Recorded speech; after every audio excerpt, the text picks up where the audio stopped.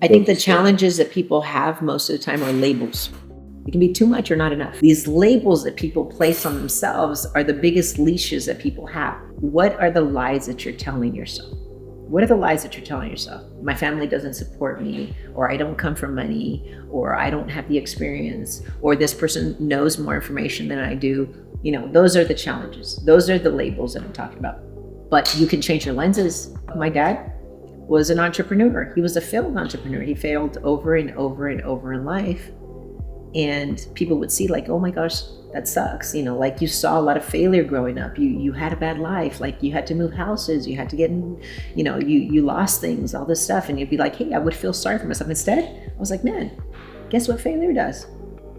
Nothing. We survive. We go from a bigger house to a smaller house. We go from renting a car to a bus. But guess what happens? I realized that no matter what the failure was, that it wouldn't break us. Like it was fine. We'd still survive. Yeah. And what happened is that I became very ballsy and I wasn't afraid of failure. And actually, that's one of the reasons why we started a company, is because we weren't afraid to fail. Most people, when they get a little bit of success or whatever, and they make a little money, they're so afraid that they're going to lose it. They're so afraid to take that risk. Or even women, when they have their kids, are like, well, I'm not going to go and we're not going to move and take this risk to do this because my kids are in school. And I'm like, well, your kids are so adaptable. This is your leash you're putting on your kids. Your kids in kindergarten, what are they going to do? They're not going to learn a letter in the alphabet? They're going to miss the letter M? Trust me, they're going to learn M. Like, this is you. This is a leash that you've self-imposed on yourself and your family, and you have made up leashes for yourself. But how are you going to see, like, what lenses you're going to see adversity in? Are you going to see adversity as like an opportunity to learn and grow from it? Or are you going to hide from it? And it can happen from anybody. It doesn't matter whether you have success or not, whether you have a little money or you have a lot of money. Because I see a lot of people with money that have a lot of leashes. It's not the people that don't have the money all the time. Because sometimes people that have no money take bigger risks than people that have money. I talk to business owners all the time that they're like, hey, I don't know what to do. And I was like, oh yeah, before you made money, when you first started your business and you didn't have anything, you put your back against the wall, you had nothing to lose. Now you're not taking bold risks because you have a little bit of money and you're afraid you're going to lose it. Now, who's more leash, the person that doesn't have money or the person that has money? We call those golden handcuffs. Golden handcuffs, as an employee or employer, you can have them. And they're self-imposed, and the thing is that they're really hard to break, because those labels are the death of anybody that's trying to make a name for themselves. Because people see you for how you see yourself.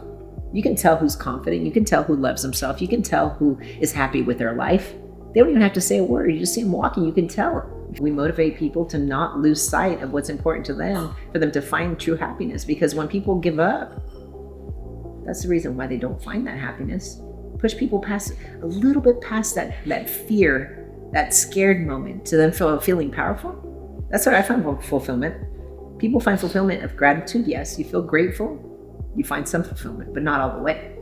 You find it after pushing yourself to that next level and getting a little taste of what you thought wasn't possible.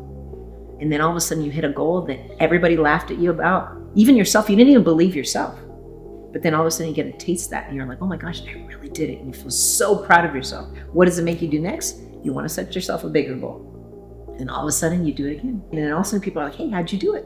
You become addicted to winning. And people need to feel that. But most people give up a little bit too soon, a little bit before the breakthrough. Make that one last call.